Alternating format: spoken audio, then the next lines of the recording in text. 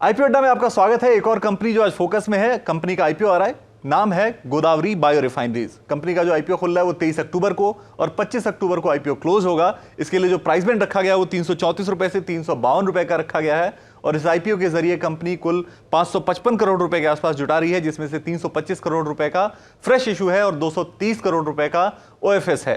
Company के business को समझने के लिए, कंपनी के फ्यूचर आउटलुक्स क्या हैं, ग्रोथ के क्या प्लान्स हैं, ये सारी चीजें समझने के लिए मेरे साथ कंपनी की टॉप मैनेजमेंट है। मेरे साथ है मिस्टर समीर सुमैया, जो चेयरमैन एंड मैनेजिंग डायरेक्टर हैं गोदावरी बायो रिफाइनरीज के। सर, बहुत स्वागत है आपका एनडीटीवी प्रॉफिट हिंदी पर। और जो पहला सवाल मैं आमतौर पर आईपीओ में रखता हूं वो ये कि बिजनेस को जरा समझते हैं। वैसे तो हमें ये पता है कि आप इथेनॉल बेस्ड जो केमिकल्स मैन्युफैक्चरिंग करते हैं और इसको आप जो है वो बेचते हैं, और भी कई प्रोडक्ट्स हैं, कई इंडस्ट्रीज हैं जिसमें आपके ये प्रोडक्ट्स यूज होते हैं, ये केमिकल्स यूज होते हैं।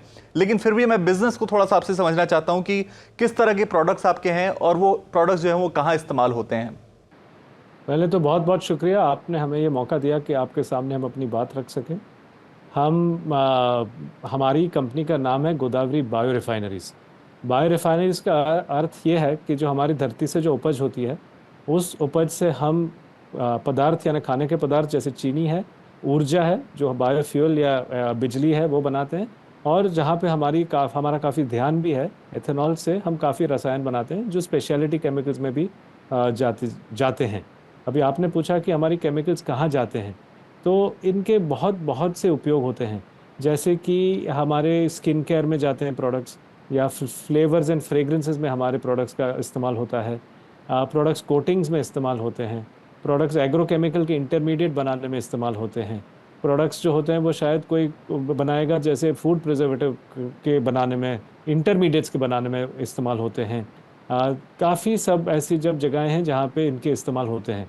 आजकल के ज़माने में मौसम में तब्दीली हो रही है, मौसम, ये जो क्लाइमेट चेंज हम कहते हैं, तो या तो जो काफ़ी हमारे जो ग्राहक हैं, हमारे जो कस्टमर्स हैं, उन सबको अभी आज इनके जो कार्बन फुटप्रिंट वो कम करना चाहते हैं। कार्बन फुटप्रिंट कम करना यानी किस तरह से वो अपनी जो फीडस्टॉक है, उनकी जो सप्लाई चेन है, वो सर्कुलर इकोनॉमी की तरफ वो अभी चलते जा रहे हैं। तो इसमें इनोवेशन की बहुत ज़रूरत लगती है। तो हमारे साथ हमारे उनके साथ बैठ के को क्रिएशन होता है। उनकी ज़रूरत हम समझते हैं, हम क्या बना सकते हैं, क्योंकि हमारे पास साइंटिस्ट बहुत है, हमारे पास वैज्ञानिक बहुत है। पर 50 से ज़्यादा वैज्ञानिक हैं हमारे। फिज़िक्स जानते हैं, केमिस्ट्री जानते हैं, बायोलॉजी जानते हैं। तो इनके साथ बैठ करके उनकी जो ज़रूरत है लोअर कार्बन मॉडल के साथ हम किस तरह से बनाएं और उनकी जो ज़रूरत हम किस तरह से पूर्ण कर सकें, उस पर हमारा बहुत काम चलता है। प्रोडक्ट के बारे में तो आपने काफ़ी चीज़ें बताई। मैं एक और चीज़ समझना चाहता हूं कि कौन सी इंडस्ट्रीज़ हैं। एक तो आपने बताया कि फूड एंड बेवरेजेस की इंडस्ट्री में भी इस्तेमाल होता है, लेकिन उसके अलावा भी और कौन सी इंडस्ट्रीज़ हैं जिसमें आपके जो एथेनॉल बेस्ड केमिकल्स हैं वो इस्तेमाल किए जाते हैं। और अगर कोई क्लाइंट लिस्ट आप शेयर करना चाहें, कुछ क्लाइंट्स के नाम अगर आप शेयर करना चाहें हमसे, तो वो भी शेयर कीजिए प्लीज़। सर, मैं आपको यूज़ बताता हूँ, कंपनी के नाम इतने मैं जैसे आपको बताऊँगा। हमारे जो स्किन केयर में हम बहुत अपना हमारे पदार्थ, हमारे जो रसायन है वो जाते हैं स्किन केयर। क्योंकि जैसे एक प्रोडक्ट हम बनाते हैं जिसे कहते हैं ब्यूटिलीन ग्लाइकोल। ब्यूटिलीन ग्लाइकोल वो मॉइस्चराइजिंग कैरेक्टरिस्टिक देता है, जो अगर आप क्रीम में लगाएं तो वो एक पेट्रोलियम डिराइव्ड प्रोडक्ट को सब्स्टिट्यूट करता है। तो उस वजह से अगर आप समझिए, आप कोई दुकान में जाएं और आपको अगर कोई स्किन क्रीम खरीदना हो और आप देखें कि मेरे पास ये दो विकल्प हैं। एक विकल्प ऐसा होगा जिसमें it is natural product, sensitive to skin and sensitive to the planet. और दूसरा आपका जो होगा वो होगा made from petroleum source, made from an oil based derivative, made from coal. तो आप कौन सा चुनेंगे? तो ऐसे इस जैसे यूज़ में जहाँ पे फ्रेगरेंस होता है, स्किन केयर होती है, जहाँ पे कॉस्मेटिक्स होते हैं, वहाँ पे जो ग्राहक होता है वो पसंद यही करता है कि he will take something that is a skin care, it that is derive from natural sources. ये हमारा एक काफ़ी बड़ा इंडस्ट्री सेगमेंट है। दूसरे इंडस्ट्री सेगमेंट हैं जैसे लोग कोटिंग्स पर काम करते हैं, और जो कोटिंग्स पर काम करते हैं तो वो भी देखते हैं कि किस तरह से कौन से पदार्थ लिए जाएं जिसमें से उनका कार्बन फुटप्रिंट कम हो। जैसे आपको पता है, यूरोप में ने कहा है कि 2050 तक वो अपना कार्बन नेट ज़ीरो कर देंगे, कार्बन न्यूट्रल कर देंगे। अगर 2050 को कार्बन न्यूट्रल करना है तो बहुत सी बड़ी कंपनीज़ हैं जिनकी आज अगर आप देखें सस्टेनेबिलिटी रिपोर्टिंग और आजकल एमिशंस भी स्कोप 1, स्कोप 2, स्कोप 3 की एमिशंस रिपोर्टिंग होती है। तो अगर उनको कोई नया रॉ मटेरियल अपने सप्लाई चेन में लाना है, इंट्रोड्यूस करना है, तो ये करने के लिए उनको नॉलेज बेस्ड सप्लाई चेन यानी हमारी जैसी कंपनी होगी, उसके साथ बैठना होगा, साथ में सहयोग करना होगा, कोलैबोरेशन करना होगा, ताकि हम उनके साथ बात करें ग्रीन फीडस्टॉक की तरह कैसा हम उनके लिए एक प्रोडक्ट बनाएं, या तो जो एक समान हो जिसको हम सब्स्टिट्यूट करें, या जिसको हम सब्स्टिट्यूट कर रहे हैं उससे बेहतर हो। और तो उस वो डेवलपमेंट करने में भी बहुत वक्त लगता है।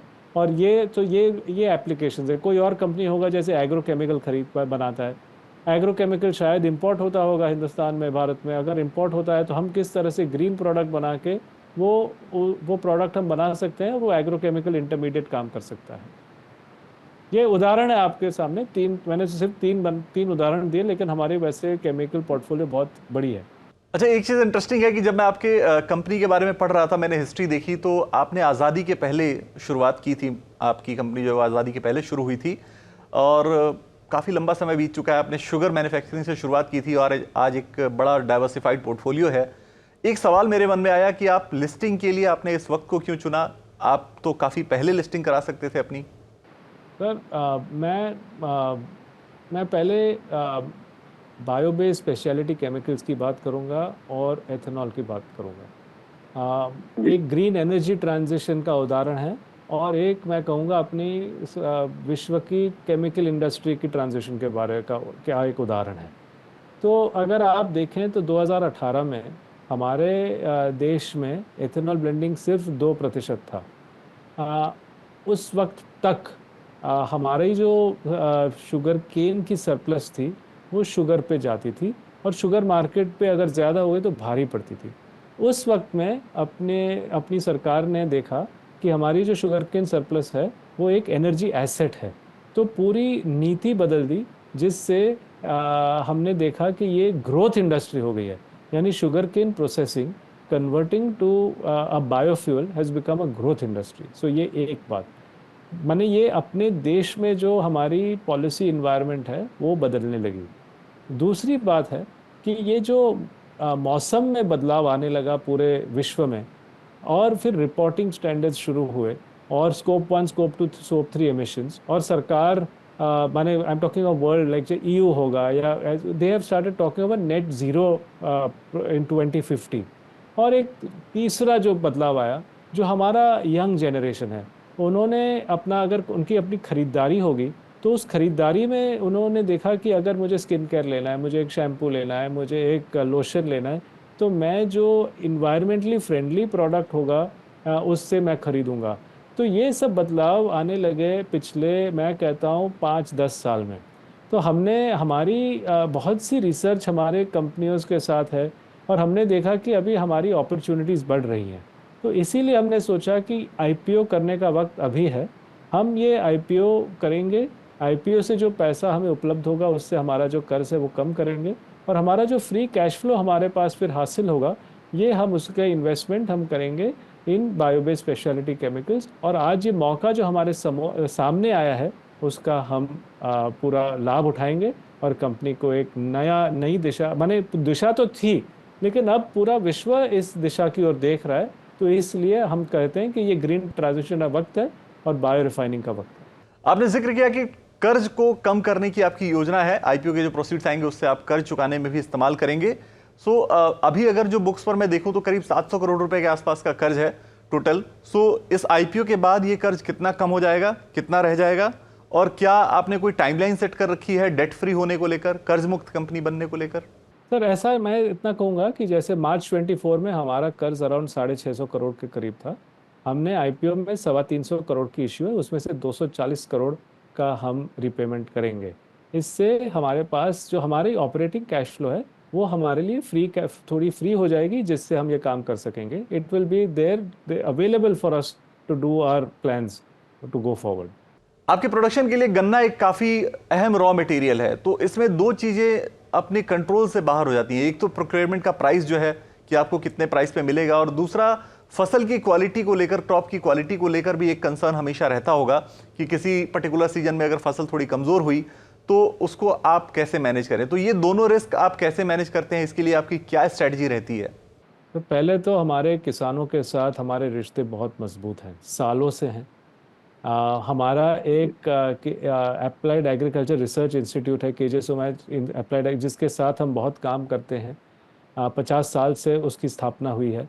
वो किसानों के साथ किस तरह से सॉइल कार्बन पे ध्यान देते हैं, इंटरक्रॉपिंग पे ध्यान देते हैं, हमारी पुरानी एग्रो इकोलॉजी टेक्निक्स और आज की आधुनिक नए रिसर्च को मिलाती है, ड्रिप इरिगेशन का इस्तेमाल करती है। यानी अगर कुछ भी, जैसे अगर बारिश कम हुई तो किस तरह से उस बारिश कम होने का परिणाम या नतीजा हमारे किसानों के उपज पे जितना हो सके उतना कम हो, वो हम काम उनके साथ कर रहे हैं।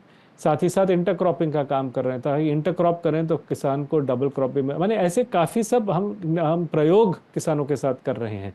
लेकिन इस आगे जाते हुए हमें एथेनॉल की प्रोडक्शन में दूसरे फीडस्टॉक पर भी हम काम कर रहे हैं। जैसे वहाँ पे मेज़ का काफ़ी उपज है, मेज़ ग्रेन, तो हमारी आगे की डिस्टिलरी उसमें भी हम काम करेंगे। और फिर 2G एथेनॉल है हमारे पास, हम चीनी बनाते हैं, माने गन्ना खरीदते हैं तो हमारे बगास सरप्लस है, तो 2G एथेनॉल पर भी हम काम करेंगे। हमको एक सरकार की ग्रांट अवार्ड हुई है, जो हम 2G प्लांट का कुछ डेमोन्स्ट्रेशन दिखाएंगे। तो हम अपनी फीडस्टॉक को डाइवर्सिफाई करेंगे आगे जाते हुए। और मुझे और एक चीज़ कहनी थी, आप जो कह रहे थे कि जो बहुत सी अनसर्टेनिटीज़ हैं, इसीलिए हमारा हमारा मकसद है कि हम अपने ही जो ग्रीन फीडस्टॉक्स हैं उसमें हम काफ़ी हमारा प्रोडक्शन स्पेशलिटी केमिकल्स में भी डालें। तो उसमें स्पेशलिटी केमिकल्स डालने से वहाँ की जो कमोडिटी जो प्राइसेस जो बदलती रहती हैं उसमें उतना बदलाव नहीं होता है। और इसकी भी बात करूंगा, जब भारत सरकार ने एथेनॉल एंड की नीति भी जोड़ी इसमें, तो जैसे हम कहते हैं अन्नदाता और ऊर्जादाता दोनों के होने से काफ़ी कुछ स्टेबिलिटी आ गई है इस प्रोडक्शन में, यील्ड में। और सिर्फ मौसम के वजह से थोड़ी तकलीफ हो सकती है। ये बहुत अच्छा है कि आप किसानों के साथ क्लोजली काम करते हैं, उनको आप सजेस्ट करते हैं कि वो क्या करें, उनकी साइंटिफिकली जो भी मदद हो सकती है वो भी करते हैं। लेकिन बिजनेस के पॉइंट ऑफ व्यू से मैं एक चीज़ समझना चाहता हूँ कि आपके जो ओवरऑल अगर आप देखें रेवेन्यू शेयर में, तो शुगर जो है वो अभी भी सबसे ज़्यादा रेवेन्यू आपको देता है। तो क्या ये जो मार्जिन वाला पार्ट है वो भी शुगर में ज़्यादा है, या फिर जो इथेनॉल बेस्ड केमिकल्स हैं उनमें मार्जिन आपको ज़्यादा मिलता है? कौन से प्रोडक्ट में आपको ज़्यादा मार्जिन मिलता है? सर, मैं फॉरवर्ड लुकिंग स्टेटमेंट्स तो नहीं दे सकता आपको, लेकिन इतना ज़रूर कहूँगा कि हम एक इंटीग्रेटेड बायो रिफाइनरी है। इंटीग्रेटेड बायो रिफाइनरी हम जो करते हैं उसमें हमें हमारे सब बिजनेस सेगमेंट्स पे गौर देना पड़ेगा। हमें जो शुगर का सेगमेंट है, हमारा जो एथेनॉल का सेगमेंट है, जहाँ सरकार जूस टू एथेनॉल के दाम भी दे रही है, और केमिकल्स भी हैं जहाँ पे हम अलग अलग केमिकल्स में करते हैं। मार्जिन देखना चाहिए पर यूनिट और टोटल। सो हमारा माने पूरा we have to make a sustainable business across. Sameer sir, आपसे बात करके बहुत अच्छा लगा। आपने कंपनी के बिजनेस को, फ्यूचर आउटलुक को बहुत अच्छे से समझाया, बताया। उम्मीद है दर्शकों को भी ये सारी चीजें समझ में आई होंगी। नहीं, शुक्रिया। मैं इतना कहना चाहूंगा कि जो मौसम, क्लाइमेट चेंज हो रही है, उसमें हमारे बिजनेस को जुड़ा हुआ जो क्लाइमेट है वो काफी पॉजिटिव हो गया है। और हम जो इतना काम साइंस से करते आए हुए पिछले 5, 8, 10 सालों से, अब उसको हमारा अभी ये वक्त आया है कि हम इसको बढ़ा सकें। बहुत शुक्रिया समीर सर, आज आपने समय निकाला और एनडीटीवी प्रॉफिट हिंदी से बात की, और आपसे बात करके बहुत अच्छा लगा। कंपनी की सारी चीज़ें हमें पता चली, बिजनेस प्लान्स पता चले, फ्यूचर आउटलुक्स पता चला। एक बार मैं आईपीओ की डिटेल एक बार फिर से दर्शकों को बता देता हूं। 23 अक्टूबर को ये आईपीओ खुलेगा और 25 अक्टूबर को ये बंद होगा। जो प्राइस बैंड रखा गया है वो 334 रुपए से 352 रुपए का रखा गया है, और इस आईपीओ के जरिए कंपनी करीब 555 करोड़ रुपए जुटा रही है, जिसमें जो फ्रेश इशू है वो 325 करोड़ रुपए का है।